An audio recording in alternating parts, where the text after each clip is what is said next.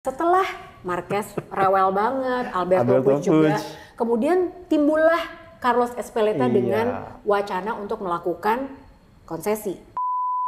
Yuk gimana kalau kita modif lagi pas nanti di Silverstone. Tadinya malah mau kemarin kan langsung kan? Mau kemarin langsung. Iya, lu gila kali gitu. Kalau umpamanya sampai kejadian Marc Marquez hengkang, saya melihat MotoGP akan tambah nggak seru.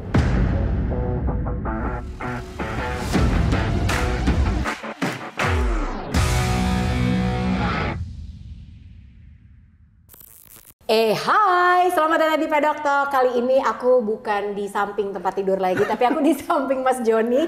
Dan di samping, ini ada motor di belakang kita sih tepatnya ya. Ini kan banyak yang suka bilang nih Mas Joni, Mbak Lucy Ducati mulu.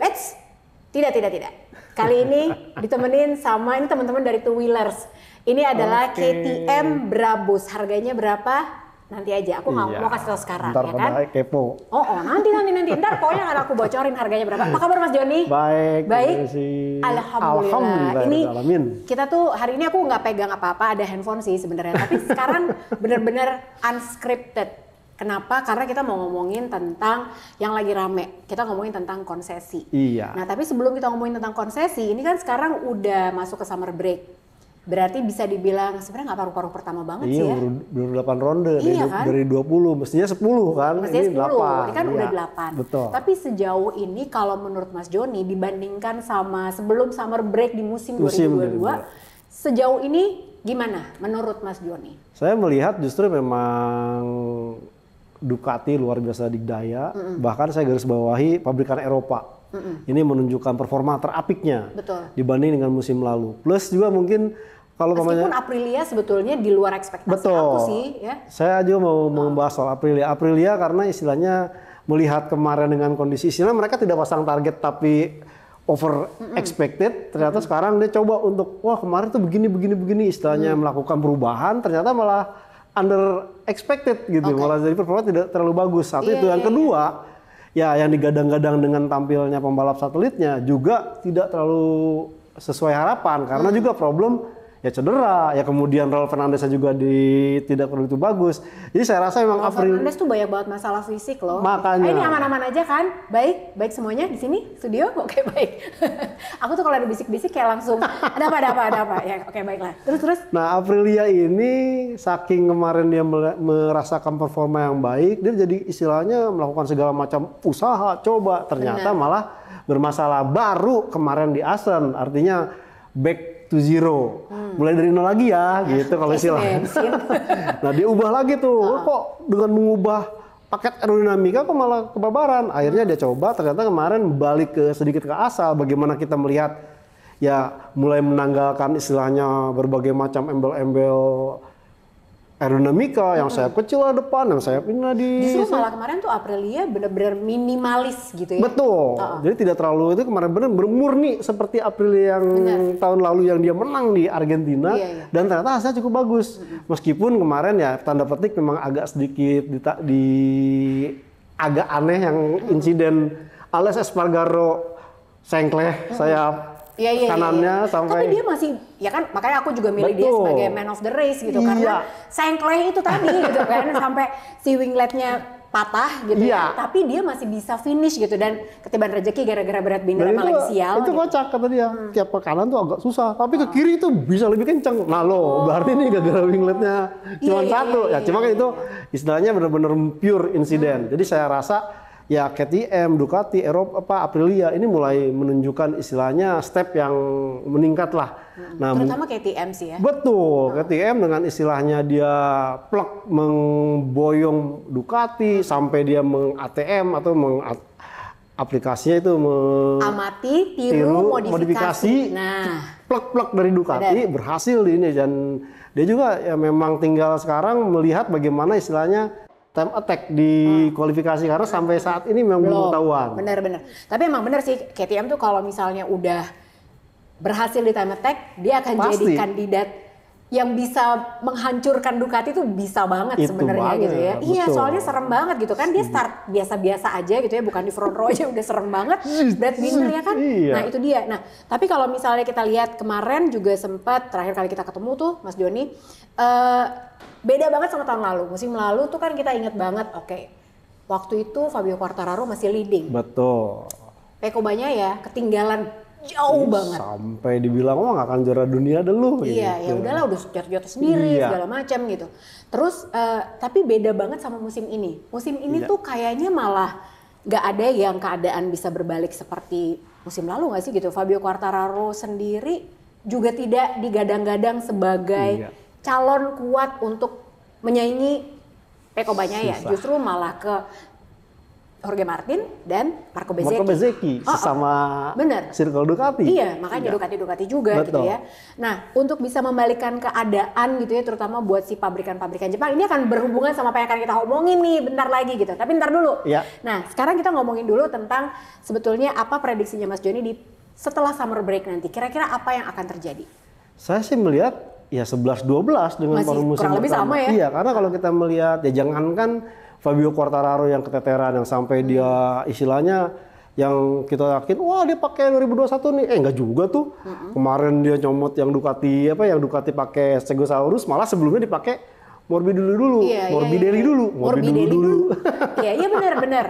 Nah, yang uniknya lagi kalau kita melihat ya kemarin tuh sempat melihat wawancara Morbidelli. Ditanyain sama Jack Applerat, ketemunya Jack Applerat lagi. Itu si MotoGP reporternya dibilang, "Gimana nih? Paruh musim kedua bisa membalikan keadaan nggak?" What?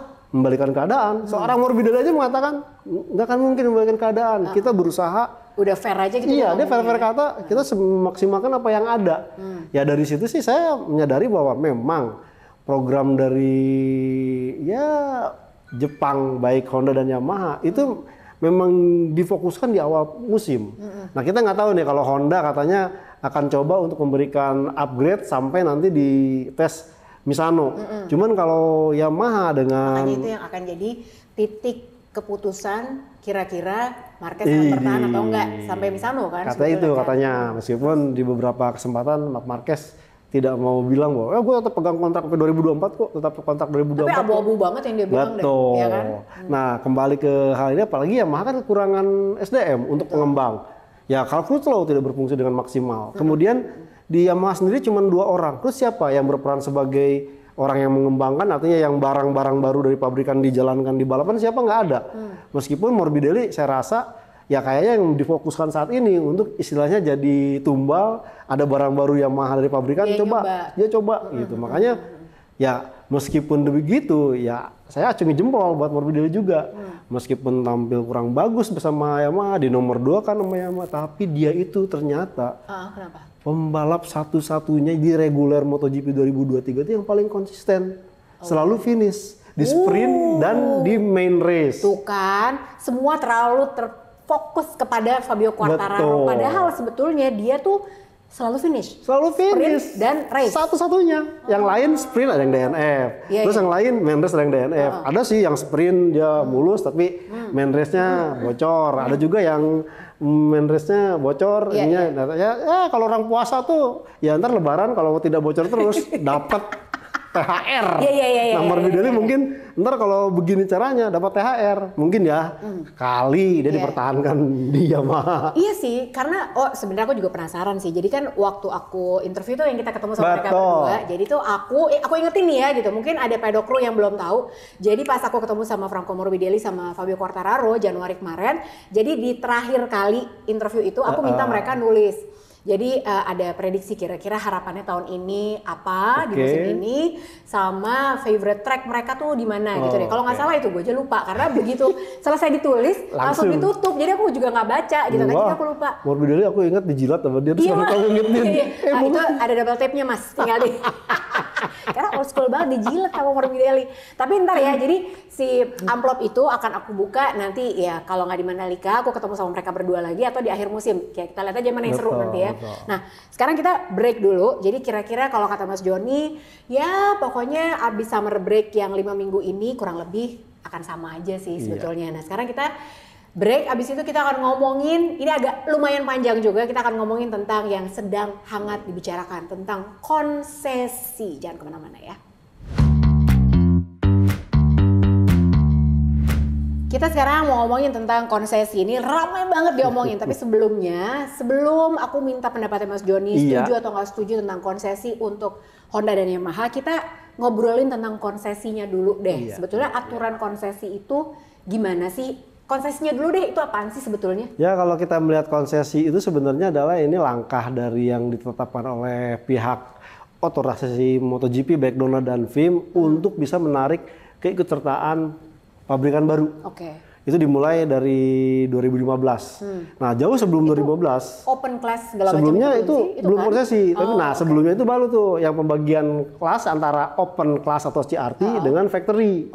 Nah, open class ini berbeda dengan konsesi apa? Open class ini adalah si tim siapapun bisa, cuman dia dibolehkan adalah menggunakan mesin yang lebih banyak. Jadi dia bukan sewa motor, sewa mesin ke si pabrikan dan dia menggunakan sasis khusus. Terserah tuh, tapi dibuat tidak dijual bebas. Bisa sasisnya bisa istilahnya dibikin sendiri. Bisa kayak Kalex pakai boleh, bisa pakai istilahnya mungkin bikinan forward tuh sendiri masing-masing. Itu Open CRT dan syaratnya waktu itu Open CRT itu ECU-nya standar. Mesin boleh sampai berapa biji pokoknya. Kalau pemain menang itu karena Open CRT itu karena dari claim rule tim. Jadi si pabrikan boleh itu bayar uang buat si motor yang menang dari pabrikan itu, ntar boleh dibelah mesinnya kayak gimana, boleh diapain. Gitu. Nah, dari situ 2014 inilah yang sebenarnya awal konsesi ini yang kita tahu tuh Ducati melakukan istilahnya tampil dengan aturan Open CRT, di mana Ducati menjajal istilahnya pakai ECU standar, mesin lebih banyak, kemudian tangki bensin lebih besar, sampai akhirnya ya membuahkan kemenangan, belum kemenangan sih, podium. Nah, dari situ kemudian istilahnya si aturan open CRT ini atau open class CRT ini diubah menjadi konsesi. Karena apa? Ketimbang istilahnya terlalu luas dan bahkan si Honda itu sampai bikin motor yang emang buat istilahnya open class RC213 VS. Cuman memang ya tanda petik lagi-lagi Jepang karena faktor biaya itu agak sedikit mendowngrade di mana ya valve itu tidak istilahnya manual, pakai pegas, bukan yang istilahnya benar-benar elektronik. Nah, dari situ ternyata harganya jatuhnya mahal-mahal juga. Bahkan sampai dicoba. Padahal harusnya lebih murah. Betul, lebih murah dan istilahnya kompetitifnya nggak beda jauh lah. Ini nggak tetap jomplang. Akhirnya diubah, digunakanlah hak konsesi. Dorna melihat lebih besar kemungkinan untuk menarik pabrikan. Dari pabrikan mungkin ntar akan bercabang menggunakan satelit. Nah, konsesi ini aturannya simpel bahwa si pembalap tampil tuh istilahnya tidak jatahnya lebih banyak, mesinnya itu kalau umpamanya kemarin 5. Sekarang kan standar. Sekarang 6.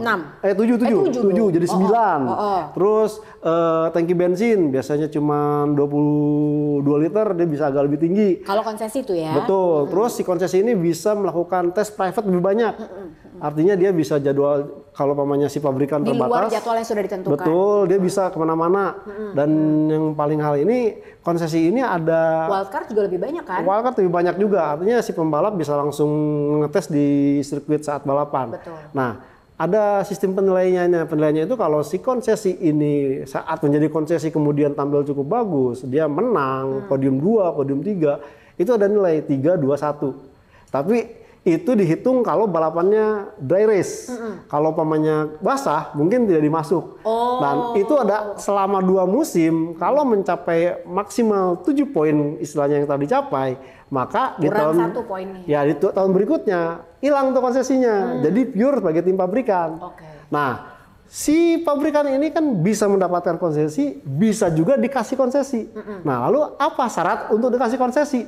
Syaratnya adalah jika si tim pabrikan itu dalam 1 musim penuh tidak pernah podium. 1 musim penuh. 1 musim penuh. Nggak pernah podium. Nggak pernah podium. Bisa dikasih. Nah, ini yang kejadian dengan istilah balik lagi ke belakang. Ducati waktu dia minta untuk menjadi ikut kelas kategori open class atau CRT, karena 2010-2011 itu kan nihil kemenangan. Kita ingat banget kan. Nah, makanya dia ambil, boleh nggak? Akhirnya dikasih izin tuh sama itu. Makanya dibuatlah asal muasal konsesi. Nah, si konsesi ini sekarang kan ribut nih. Oh, Honda masih dikasih konsesi, ini kan jomplang.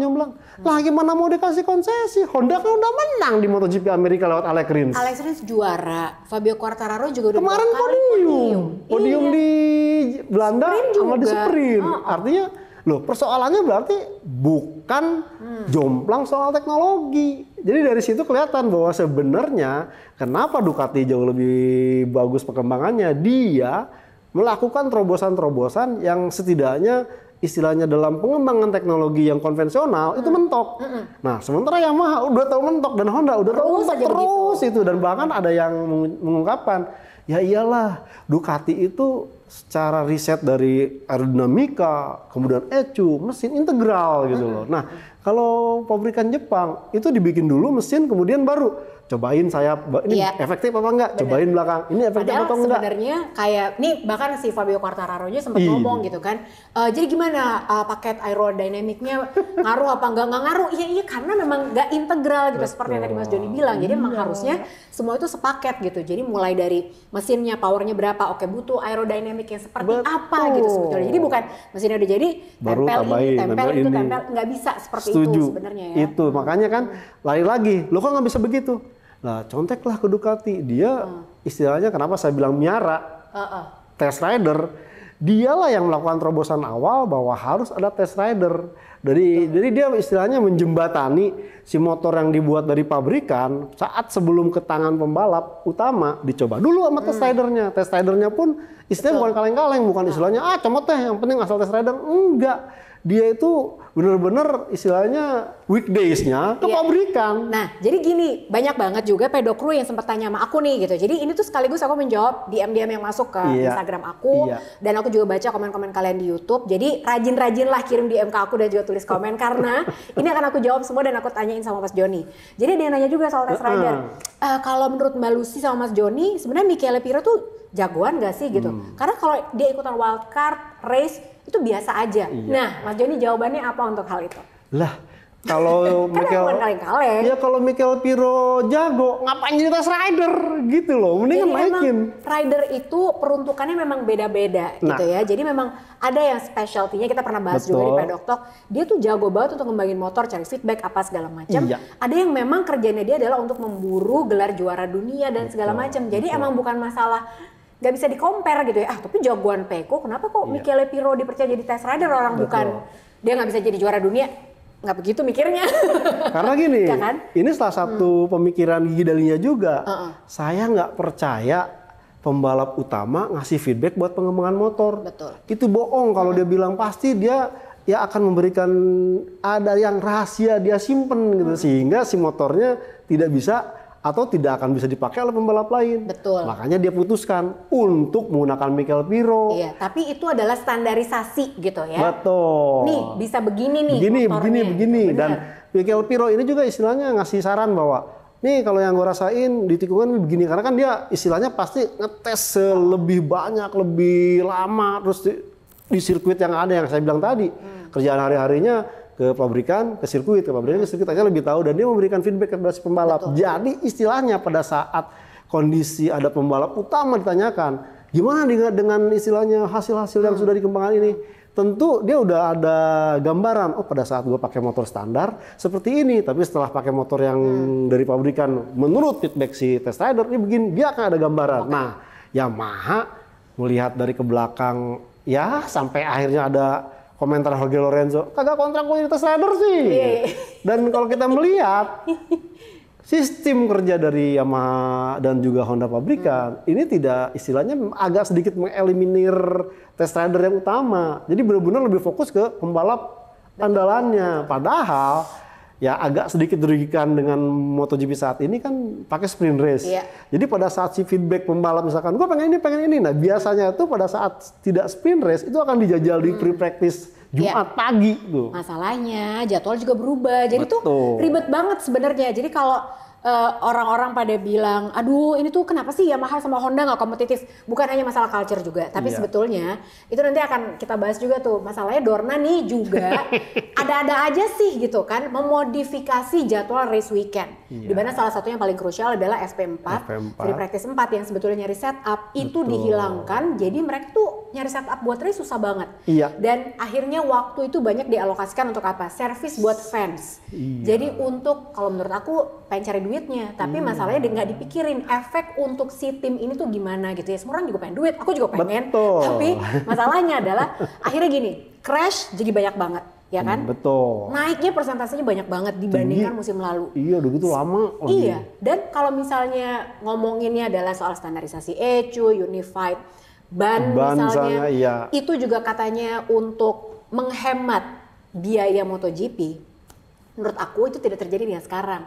Kalian kan tahu ya, setiap kali motor itu mengalami crash, itu duitnya keluarnya langsung. Itu luar biasa banyak loh. Dan udah gitu bukan cuma motornya. Jadi kan waktu itu aku juga sempat diundang sama Yamaha untuk ikutan pedok virtual gitu ya. Jadi aku visit tuh gitu kan, secara virtual dikasih lihat gimana sih caranya buat bikin motor Yamaha M1 gitu kan. Iya, jadi kalau misalnya ada yang crash, jadi pokoknya si Yamaha ini bisa ngebangun satu motor nih begini. Utuh. Mereka tuh butuh 3 sampai 4 jam. Itu kan motornya nggak jadi begini.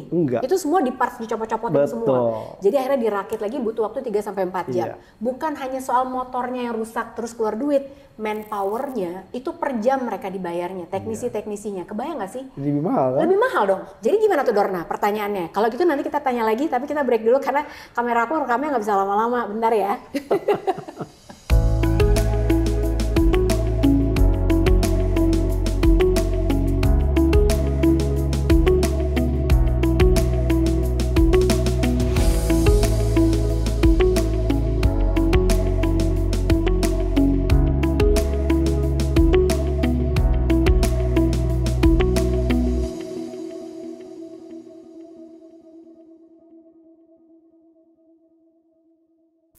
Oke, jadi ya di episode Pedok Talk kali ini kan ini udah summer break. Jadi kita benar-benar mengeluarkan apa yang ada di dalam isi hati kita, Mas Joni.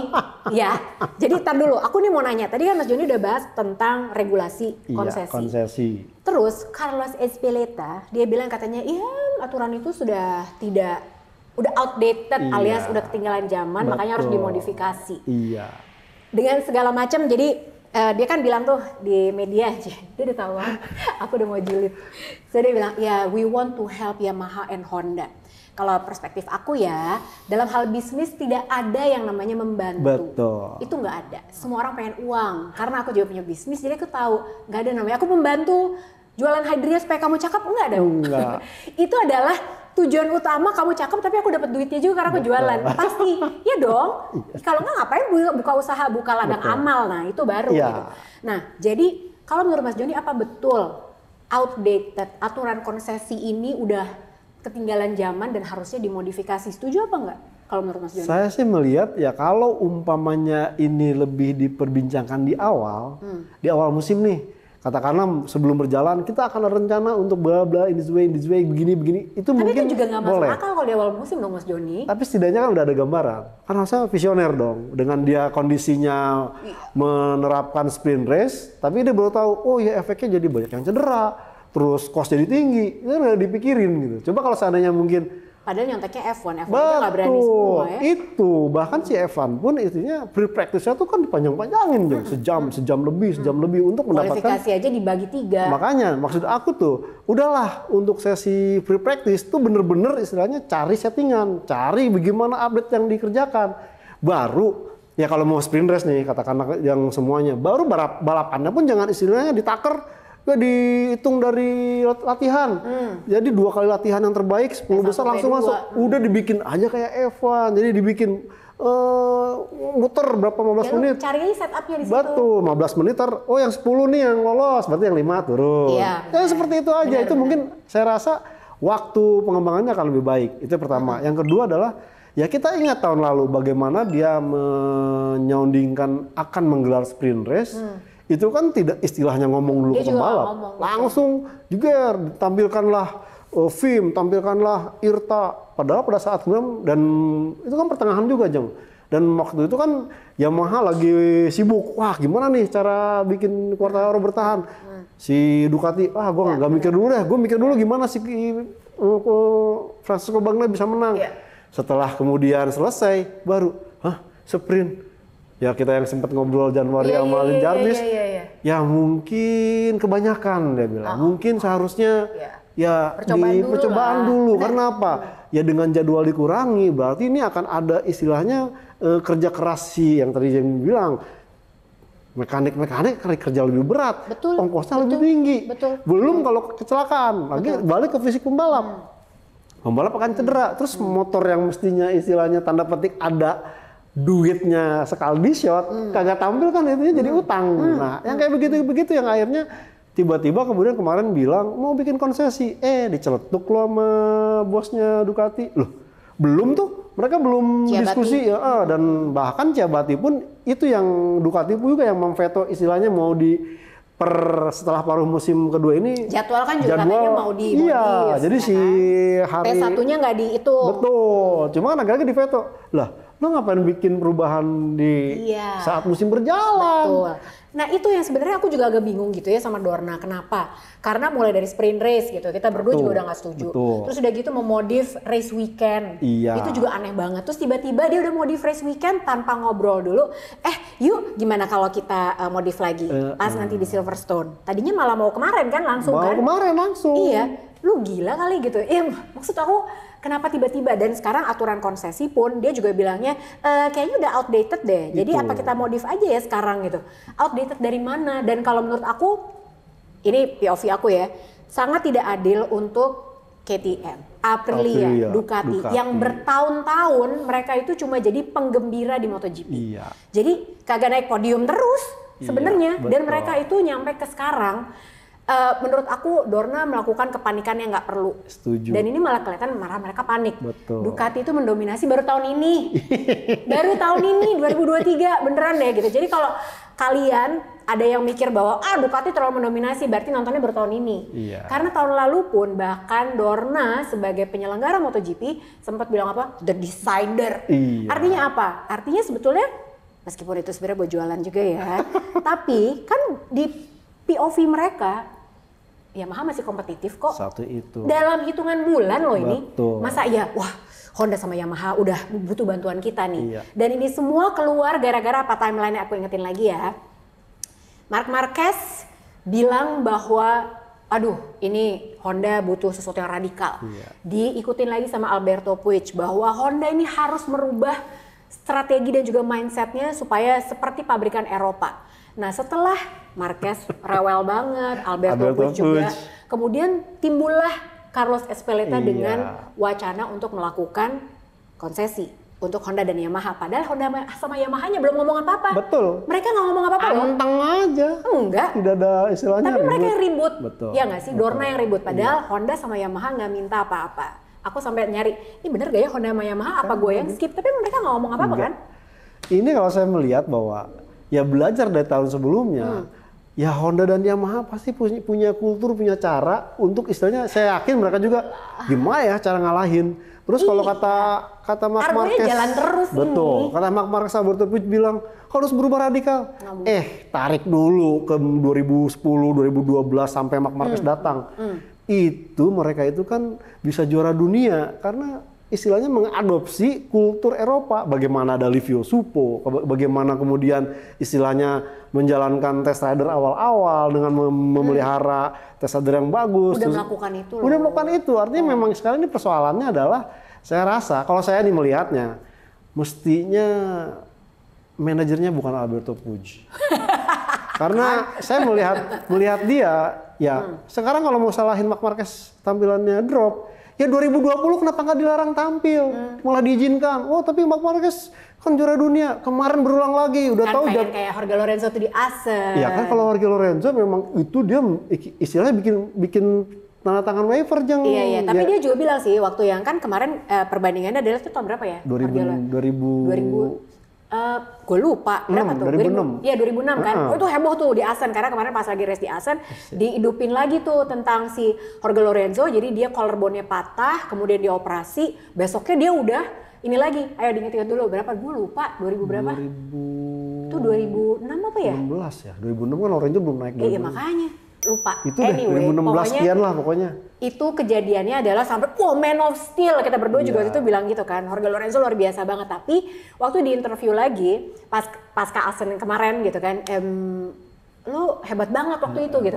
Itu mah gue gila aja katanya Lorenzo. Ya karena dia istilahnya si manajernya itu tanda tangan waiver. Kalau ada sampai kejadian parah itu ditanggung lu sendiri. Iya. Nah yang kejadian tapi dulu juga belum seketat sekarang sih. Tapi waktu itu kan emang masih Claudio Costa kan medical itu sampai nemenin lu sampai seperti gitu dan ya karena dia hanya sebatas dokter dan atlet yang lebih merasakan akhirnya oke deh, tapi dia mendampingi dari mulai dia balapan, sebelum balapan, terus setelah balapan dicek terus sampai dia dibawa-bawa. Nah berarti sebenarnya salah satu kontribusi Alberto Puig adalah dengan kondisi Marc Marquez sekarang kenapa diizinin waktu itu. Itu dan bahkan dia kemarin paling gampang dia jatuh 7 kali di Asen, kemudian dibawa ke medical Madrid dikatakan wah bruise di sini.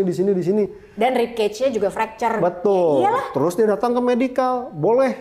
Kalau jadi manajernya, no, lu kemarin jumpalitan ini istirahat, udah ada polin langsung lebaran. Ya saya melihat bahwa ya Honda itu bukan semata-mata terpuruk karena kondisi ya mungkin kurang pengembangan atau apa, tapi ya dari segi kepemimpinan ini yang saya anggap bermasalah juga. Dan menurut aku sih juga komentarnya Alberto Puig ya gitu, dengan dia bilang Honda harus berubah seperti pabrikan Eropa itu aneh. Karena lu kan manajer gitu, lu yang tahu. Kan lu tahu, lu emang udah di Honda udah berapa lama gitu. Itu dan bahkan iya kan udah tahu emang ini pabrikan Jepang yang memang konservatif dan punya caranya sendiri. Jadi kalau dia mengharapkan berubah dong kayak pabrikan Eropa itu agak makanya ya kan? aneh. Itulah makanya saya pikir ini sebenarnya kompornya siapa? Makanya kalau saya jadi ya katakanlah pentingnya Honda, ya saya akan review Alberto Puig ini. Karena apa? Karena kalau umpamanya sampai kejadian Marc Marquez hengkang, saya melihat MotoGP akan tambah nggak seru. Ntar udah semuanya ke Eropa semua, ini semua. Makanya kenapa Dorna sampai kelabakan untuk men-sounding si konsesi ini sebetulnya adalah mereka tuh nggak mau kehilangan. Karena yang protes tuh Marc Marquez. Jadi mau nggak mau sekarang kita harus ngelihat nih, kita samain persepsi ya nggak sih? Menurut aku adalah ya sekarang ini bintangnya MotoGP adalah Marc Marquez. Banyak banget kan pedok crew yang aku nggak mau nonton lagi MotoGP soalnya Marc Marquez cedera, banyak banget yang kayak gitu ya kan. Tapi menurut aku memang selain Marc Marquez belum ada kandidat yang kuat lagi untuk menjadi daya tariknya MotoGP. Nah makanya kenapa Dorna sedikit terlihat panik dan men-sounding ini, bahkan nggak ngomong dulu sama MSME, nggak ngomong sama IRTA, nggak ngomong sama tim pabrikan segala macam. Itu ya karena yang komplain adalah bintangnya, ya nggak sih? Saya rasa ada benarnya juga, Jeng. Cuman persoalannya adalah memang ya Dorna sendiri yang harus kita salahkan di saat sekarang dia memperkenalkan sistem istilahnya ECU seragam, ban seragam, aturan seragam.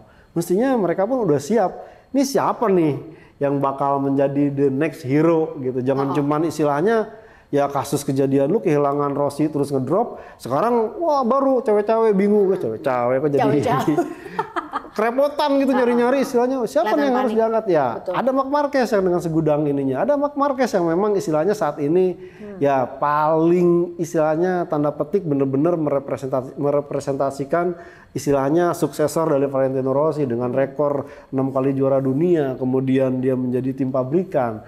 Cuman ya itu di luar dugaan adalah insiden dia sampai cedera parah, itu yang memang di luar skenario.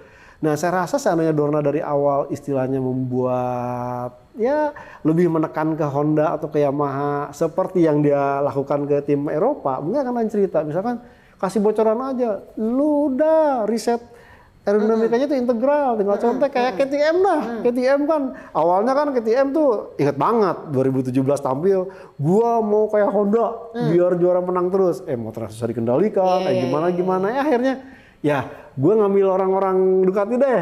Sampai akhirnya plok-plok sekarang kan bener-bener aerodinamikanya dicontek dan hasilnya udah mulai ketemu. Dan ngomongin soal KTM ya, ini tuh salah satu yang aku sangat kagum adalah ini kan kita ngomongin soal pabrikan Eropa yang luar biasa banget, sangat agresif untuk melakukan pengembangan. KTM itu, kalian tahu nggak sih? Jadi mereka itu melakukan 3D printing. Jadi kalau lagi dites, lagi nyoba nih, wah ini kayak kurang ini nih, partsnya harusnya yang ini. Langsung dibikin 3D printing, cepret, masukin langsung ke motor. Ngoh, gitu kan. Nah tapi ntar dulu ya, ini aku tahu udah panjang banget. Masih ada satu teka-teki lagi yang akan aku minta Mas Joni buat jawab. Tapi kalian segerin mata dulu pakai KTM Brabus yang ini ya.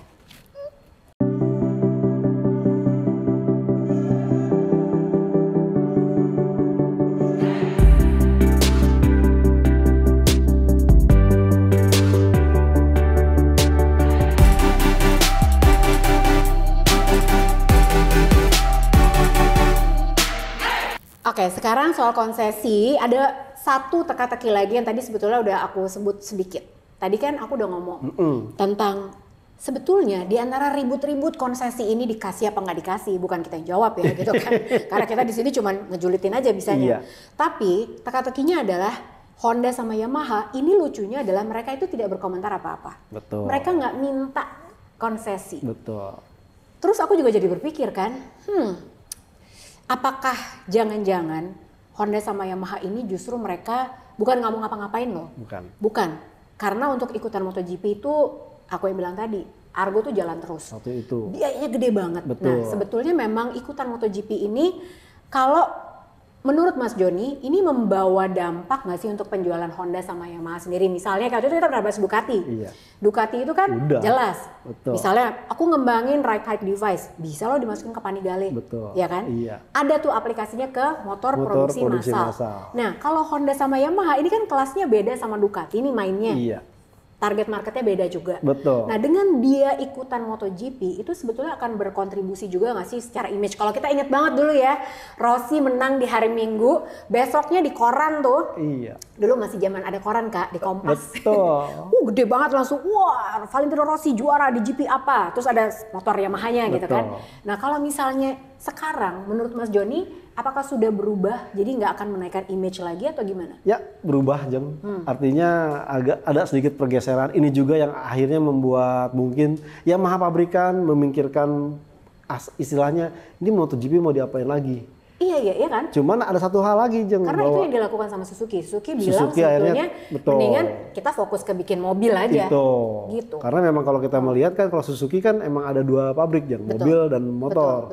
Karena di satu pabrik ini agak harus mengorbankan. Sementara kalau kita melihat Yamaha itu kan istilahnya berdiri sendiri, meskipun ini dinaungi oleh Toyota. Toyota memproduksi mobil sendiri kan.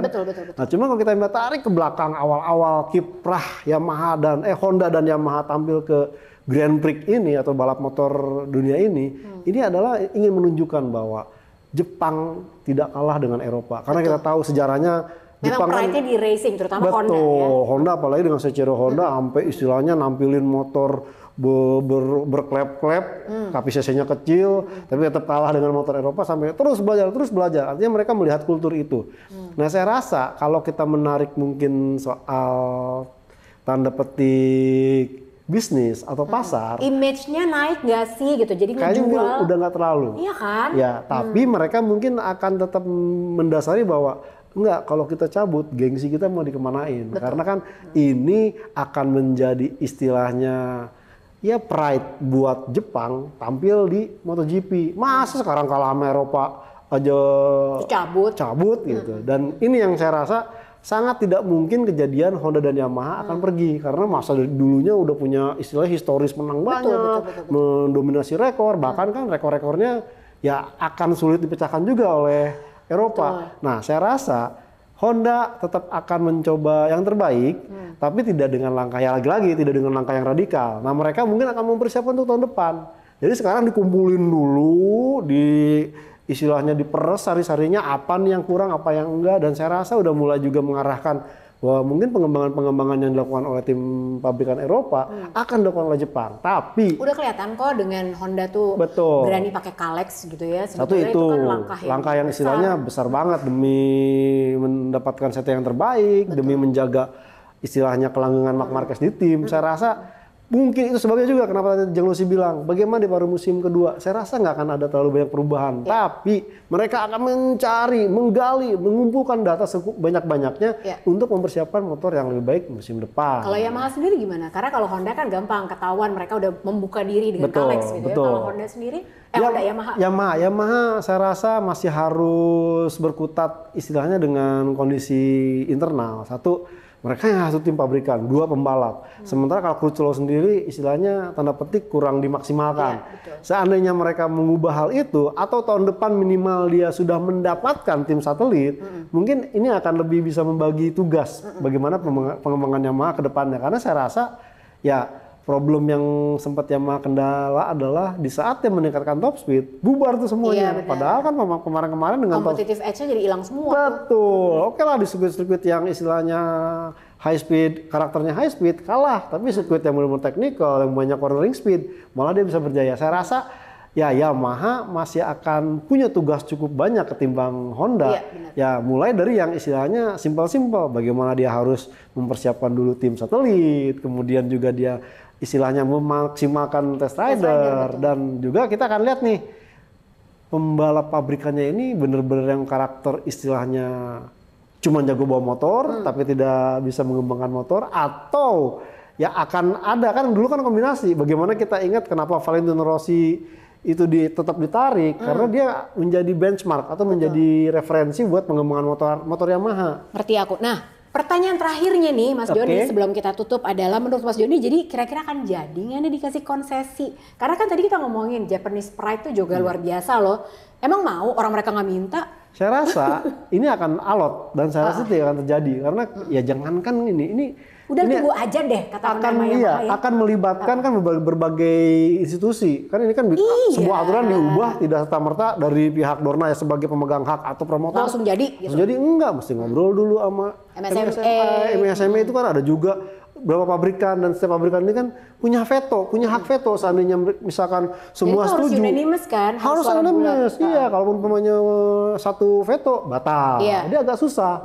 Nah sekarang kalau kita melihat ya Honda dan Yamaha kan punya veto juga, punya hak gitu. Kalau mamanya misalkan tiga-tiganya setuju, tapi Yamaha enggak ada, atau enggak cuma Yamaha dan Honda yang setuju, tiganya enggak, kan repot. Jadi saya rasa aku juga jadi kompornya Paolo Ciabatti. Makanya saya rasa ini akan sulit.